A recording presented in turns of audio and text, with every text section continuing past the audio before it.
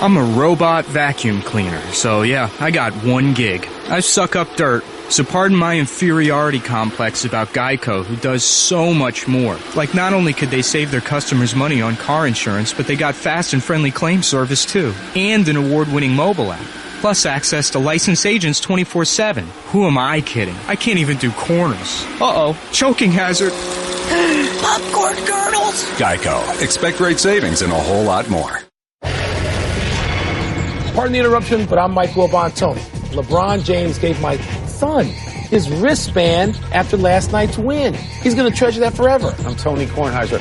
Put it on eBay, Matty. Don't tell him Sell that. it. Shut up. Sell it. Don't listen to Uncle Tony. He didn't know anything. You can prove it because it's out on their Instagram. Cleveland showed that on their Instagram. This is definitive proof that these are the wristbands. That's very nice. Your kid Authentication. Your kid could make college money. He wouldn't have to go to Northwestern. You really want to suggest that on national TV? Huh? You want to start like Christmas week, Hanukkah? You want to go there? Huh? Welcome to PTI, boys and girls. In today's episode, the Cowboys get a break. The Seahawks take a big L. Huge. And Jerry Richardson puts the Panthers up for sale. But we begin today with the best and most meaningful game in the NFL so far, New England and Pittsburgh. The last 3 minutes of that game are the greatest the NFL has to offer. Perhaps the most important play of the game was the reversal of the apparent go-ahead touchdown pass to Jesse James because James did not control the ball as he hit the ground in the end zone. Wilbon, are you at peace with that call? No, I'm not at peace with any of the calls where the league can't decide what a catch is. A league that's nearly 100 years old and can decide whether to use the greatest things that technology has to offer or go Flintstone. It still can't determine what a catch is. There's three things you need in football: a throw, a run with the ball, or a catch. And they can't get it right. It was a great game. Yeah. And Pittsburgh did some bonehead things after that. First and second and third down. What are you doing? You don't need to do that. Run the ball. You got Le'Veon Bell. You don't need a timeout. You got 28 seconds. You can spike it. Don't play into New England's hands. And they did. But I'm not at peace with any of the catch rulings yesterday, and starting with that one. I'm completely fine with it because it's the rule. You could assemble Change the 100 rule. Referees. That's a different thing. But it's not different. I'm not fine at peace with it. You want to change the rule, change the rule. it. It's been in there since Dez Bryant. They haven't changed it. I'm fine with the call. Pittsburgh still could have won that game. Have. Okay, but Ben Roethlisberger went to a little bit of trickeration. Yeah, I had company in my house. I'm still watching the game. They are sitting at the table. And suddenly everybody in the house hears this. Oh, my God, it's Seattle. It's Seattle. One more time, because that's the interception. Now Super Bowl. Now it's 5-0. The last five games. There's a couple of things that need to be said. One is Pittsburgh, you're at home. You get a field goal. You don't do this other stuff. No, you get a field goal and you go to overtime. Or you run the ball and then spike it if you have to stop the clock if you don't get in. 2 words about Rob Gronkowski. He's great. He dominated that game. We're going to get into behavior. Dominated the game. We knew that coming. They middle lost, of the field, they lost no in Ryan Miami. Shazier. That's right. We thought that could happen. That's right. Gronk has to behave badly. I want to see this again. What is that? I want to see this in the doing? playoffs. This was, by the way, the highest-rated NFL game all year. Those look I want like to the two see best this in the teams, right? playoffs because it's going to be absolutely thrilling. No, and I hope Antonio Brown is not healthy. Be thrilling. Why? Because the Patriots will beat their brains out. You know what the Steelers seem? They seem a little flawed because the same sort of intellect that characterizes the New England play decade after decade, the last 20 years, it characterizes the Steelers play even more decades. But that team now seems to do dumb things, and I don't know why that is. Because they're a smart team. They've proven it over. They got 2 Super Bowls, some of these people. What are they doing? I want to see it again. You know what? It'll be a blowout if it happens the next time. Blowout. Okay. Even Tony Dungy, a former Steeler, when Rodney Harrison, a former Patriot, tried to say, oh, yeah, Pittsburgh can win that game, Tony said, no, they can't. He's right.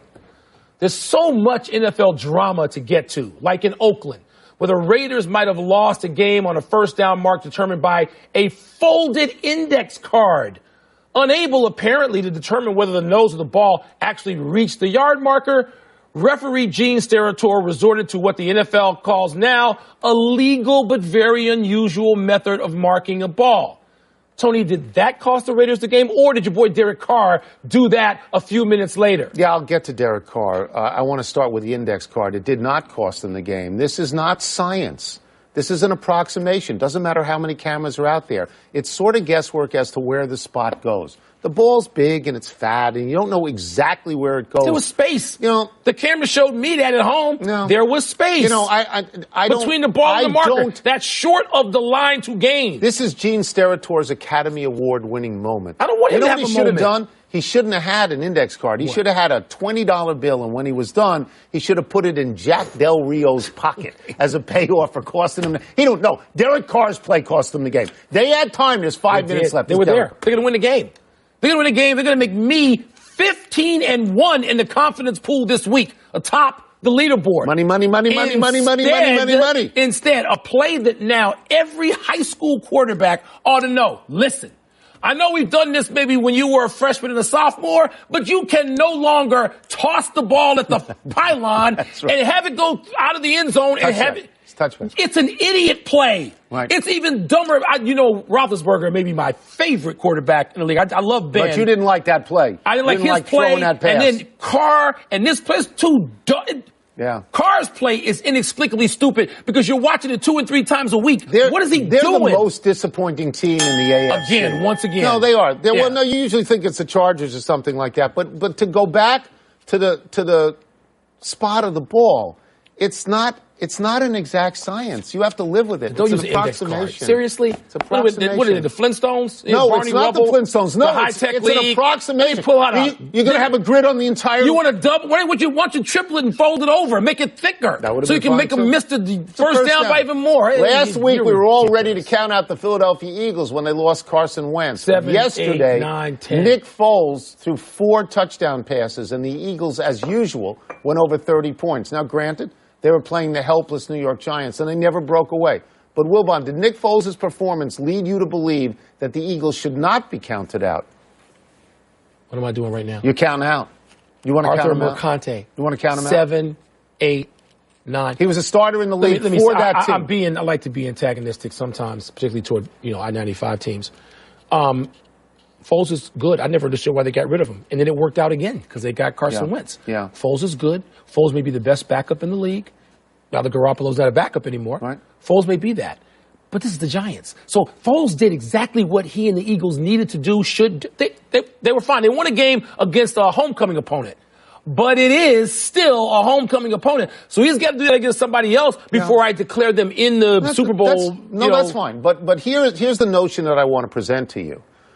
That maybe that's a really good team. They can really run the ball. They are really good. And they've got quality receivers. Yeah. And maybe a quarterback can step in there. And there are certain teams. We saw it in Green Bay. It didn't work out. It didn't work anywhere. But maybe you can step in with the Eagles, especially somebody who has background in that city and has been a starter there before. Okay. And maybe we shouldn't do the Arthur Mercante. No, I was doing that to be ridiculous. I think you're possibly right. But we can't, when the jury has to come in, not right after the Giants game. But you look around at the NFC where there is no clear favorite. That's right. Because you would look at Case Keenum in Minnesota yet. I know you don't. And you don't trust the defense of New Orleans completely, and you can't trust Carolina. Seattle is gone. They're done. And the Rams were 3-13 last year. Hold on, Rams. Wow. So wow. The Rams look. We'll get to that. The Eagles might have won, but no way did they look as impressive yesterday as the Rams, who stunningly dismantled those Seahawks in Seattle. It was Pete Carroll's worst home loss as a coach. And it had to be humiliating for him to watch his quarterback, Russell Wilson, get sacked 7 times, tossed around like a ragdoll, Tony. Yeah. Todd Gurley equally had his way with the Seahawks' once formidable, now laughable defense. Tom, what jumps out at you most, the Rams' dominance or Seattle's ineptitude? I think we're probably going to disagree on this one because the Rams jump out to me. Okay. The Rams are really good at this point. They are. Seattle is known for its defense. The Rams would run a reverse, and then the Rams would run a screen pass, and Seattle was woefully slow and didn't know what was going on. Second and third team guys. 34-0 at the half. I mean, to me, the Rams are a wonderment to me. They are. And everything you said, yes, check. The story is the Seattle Seahawks are done. Talk about wanting to count somebody out. 7, 8, 9, boom, bell, go to your corner, get your cut man. They got to start over. They're done. Because you can't just say, okay, when Richard Sherman comes back, when, you can't just do the whole list of when somebody comes back. On the offensive side of the ball, they've been living on Russell Wilson, who played miraculously for like 3/4 of the season. Last 2 games, and now he's out. He's not the He's MVP. got entire defenses saying, they stink. We're not going to let him beat us. Let me go over this, though, because the Rams were 3-13 last year. Yeah. Jared Goff was considered a tremendous bust last year. Todd Gurley had a bad year last year. Todd Gurley now has, and I go to the glasses, he's got 17 touchdowns. Yeah. Jared Goff, the bust, has 24 touchdown passes and only 7 picks. Coaching. They are Coaching. Bing. Okay? Coaching. It is Sean McVay and it is Wade Phillips. Yeah. And if you're the Redskins, do you ever say to yourself, I know he's young. No, how do we let this guy go? Because every club what if he's special? Well, no, there's no what if. He's proving that now before our eyes. It's coaching. We don't say that a lot. Well, not lately. It's because we got crazy moves. By the way, in that earlier segment, it's like I blame Ben Roethlisberger for the whole thing. I don't want to do that. What is that play being called for? Why are they calling that with Le'Veon Bell? You don't have your best receiver. Your best receiver is getting his calf checked That's right. in the hospital.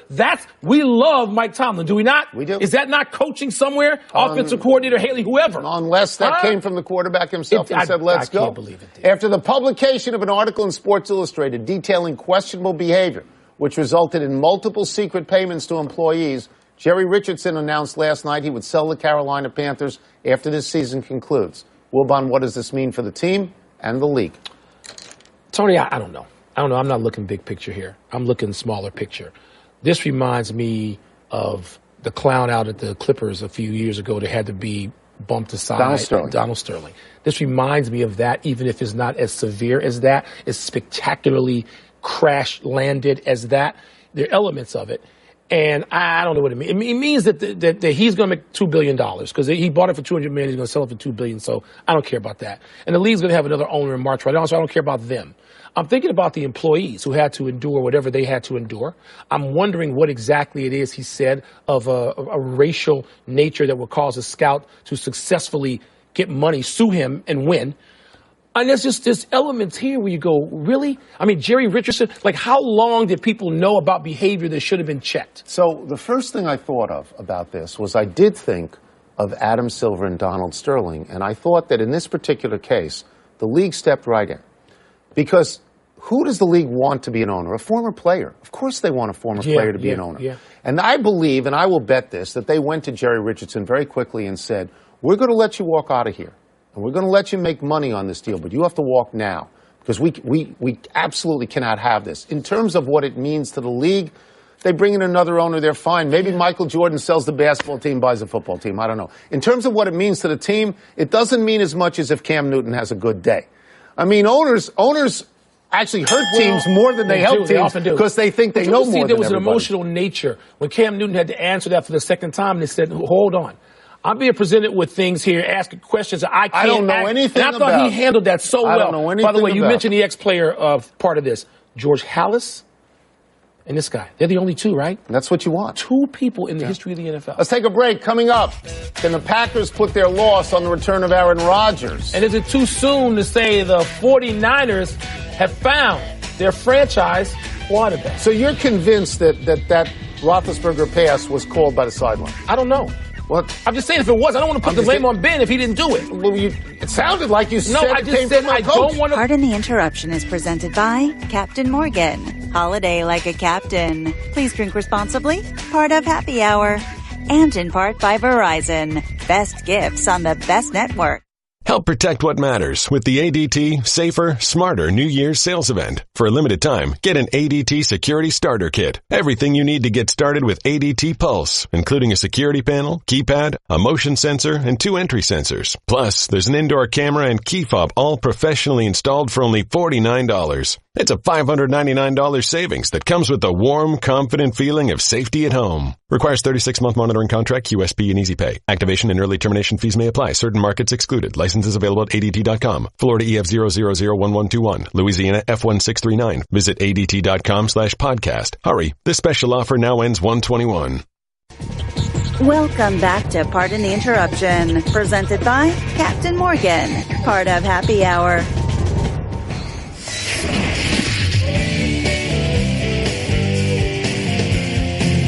Mail time. Let me see what treasures await Mail us time. here. Don't be sarcastic. Were you expecting more out of Aaron Rodgers? No, Aaron Rodgers was going to be rusty. He was a little rusty through those picks.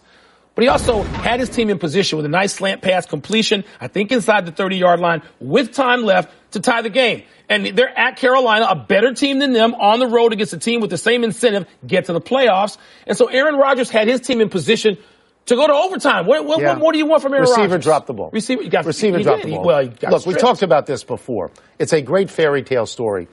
But at Carolina, Minnesota, at Detroit, that's tough. Too hard. It was too hard. That's tough. Yeah. I think something should be said about the team, Carolina, now. Yeah. I mean, I know they don't score a tremendous amount of points. I believe they're 12th overall in scoring points. But they've won a lot of games. They just got Greg Olsen back. They're good. Yeah. They've been there before. It's like the reason you look at Carolina and Atlanta with some trepidation is because they've actually gotten to there recently. Cam, I think in the last 4 games has gone 11 touchdowns to 1 pick. He's on a roll. Yeah. Hot quarterback, good defense. That can get you a ways. We've seen it happen. Yes. All right. This really is directed at you because I didn't bail on them. Can we trust the Chiefs again? No. Oh, you're still not going all in? I'm going to tell you why. You're going to ride with Derek Fumbleitis Carson? I'm going to tell you why you can't trust the Chiefs again. Why not?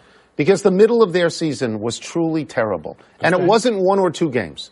It was like 5 or 6 games. Okay. Now, what you like about them is the way they beat Oakland and the way they beat the Chargers tells you that in must games, which are playoff games, single elimination games, you can like them. The bad news for them is New England and Pittsburgh. Now, they beat New England in the first game of the year. Wait a minute. They did. So it's not a question of trust them, but you can look and say, okay. I got an analogy. And this doesn't get me all the way where I want to go, but trust them, Kansas City, been a long time since they've been to a Super Bowl. So I'm going to use this analogy. Suppose they're the Los Angeles Dodgers. They got off to the great start. Okay. They had the bad middle. Yeah. They've now got a chance to get hot again going into the playoffs. And maybe they didn't actually win. I said they didn't actually win. They lost to Houston. Didn't actually win. But they got there. And so if Kansas City can get there, that's a step further. I thought you said only dumb stuff today, but that was good. Oh, okay. Is that a concession? Here's one you really know a lot about. What? Has Blake Bortles won you over? No. No, he hasn't. And you know why? This is interesting, Tony, because the Jaguars are in a position. Look, the Jaguars are not completely unlike the Rams. They don't look as good as the Rams, but they go out there and they win most weeks. They look as good defensively. Bortles now even has good games statistically. Oh, yes. Where he completes passes. He throws between 260 and 320 yards, and yet every day there's a tweeting defensive player who just played against him who says, I hate Bortles, he's a bum. What is up with that? In his last 3 starts, he's got 900 yards, 7 touchdowns, no interceptions, and they're 3-0. I think what it's about is this. First of all, we don't know anything about him or that team. He must be chesty. We don't know. Why do all these guys hate him? Guys don't hate on quarterbacks in the league. At the beginning of the year, their new coach, Doug Marrone, was asked, ideally, how many passes would your quarterback throw in any given game? And he said, ideally, none. Yeah. So when you say ideally none, you have to step back from Blake He's Bortles getting better. He is. You know what? I'm impressed with them, and I trust them. I got to see more of him, if that makes any sense. Marrone's got to be pretty good. He must be. It's his second go-round, right, as a head coach? He walked away from Buffalo. It seemed crazy. It seemed crazy. He must have known what he was doing. He traded up about 60 degrees from your part of the world. Yeah, I did. Is it still too soon to say the Niners have found their franchise quarterback? No, it's not too soon at all. They found their franchise quarterback in Jimmy Garoppolo, who, if you watch him carefully, how quickly he gets rid of the ball, sometimes sidearm, sometimes overhead, he looks like Aaron Rodgers. He's not Aaron Rodgers, but he looks like Aaron Rodgers. They gave him 3 starts. I think he won all 3. They're a lousy team. Yeah. And he's 3-0. So this closes the door on Kirk Cousins going to San Francisco. You really would think I would think so. I would think that, too. This kid's a pro. See a bigger sample size. He didn't play in New England because it's Tom Brady. I know, but we've seen backups historically get their shot, and it didn't work. What about Mr. Flynn, who wound up getting beat out by Russell Wilson? Doesn't it look like it's working here? It looks like it is. With 3 games, you can go crazy with that if you want. Garoppolo looks great. Yeah. The 49ers went out and won a road dog game against the Bears, where they just beat a terrible team. But they've won these next 2 games. Maybe they go out. Suppose they win 5 straight to end the season. You count on him. You go with him. You don't sign your boy, Kirk Cousins. Okay. Enough email. Let's take one last break. Still to come, the NFL hands-down discipline for this hit by the Panthers' Thomas Davis. Is Kobe Bryant's double jersey retirement must-see TV tonight?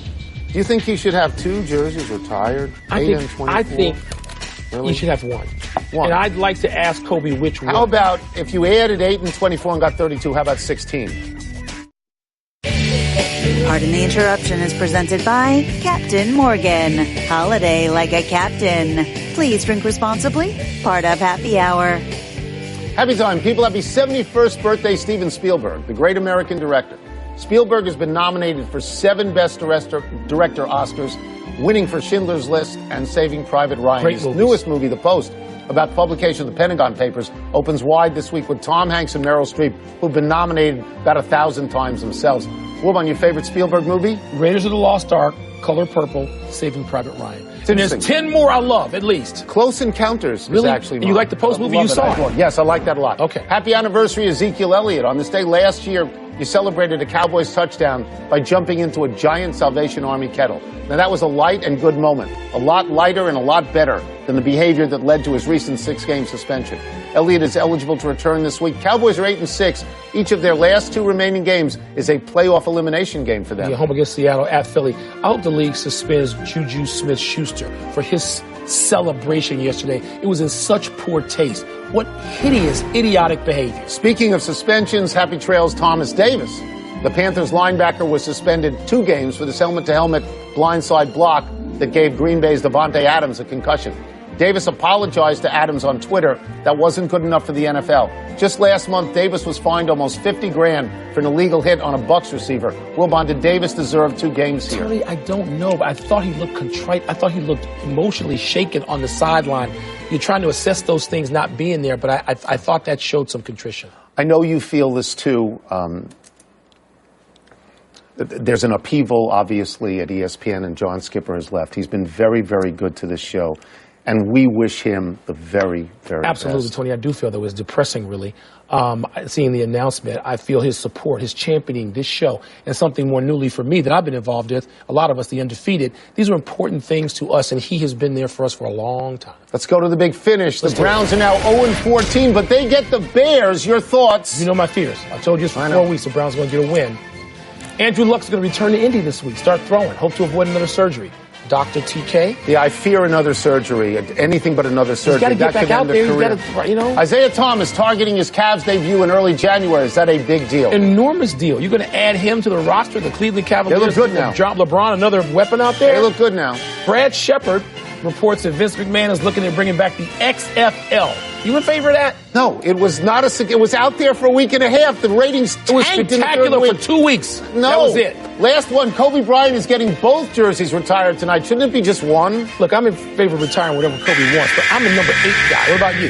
8 or 24? Which one? 24, actually. We're out of time. We'll try and do better the next time. I'm Tony Kornheiser. And I'm Mike Wilbon. Same time tomorrow, knuckleheads. Now we send you to Susie Culver and Monday Night Countdown in Tampa. If you're at Burns Steakhouse tonight, why don't you send us a couple of steaks?